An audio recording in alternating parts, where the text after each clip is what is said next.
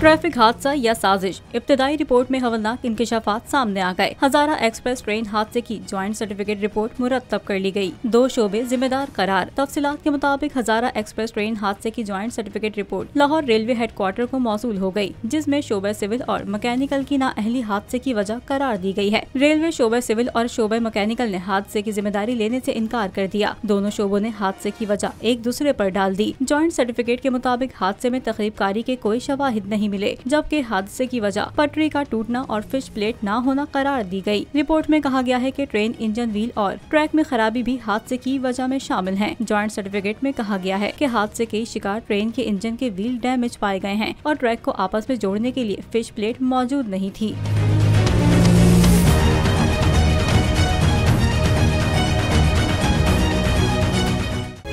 तारीख का अमीर,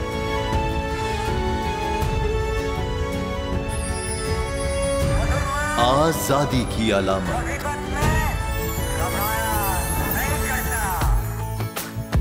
हुस्न का आईनादार,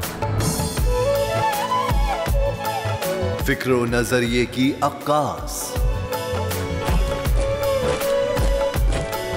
सरफराजी का गवाह, यानी हम सबका निगहबान पाकिस्तान। जिंदाबाद पाकिस्तान, पाकिस्तान। सब्सक्राइब करें और बेल दबाएं ताकि कोई खबर रह न जाए।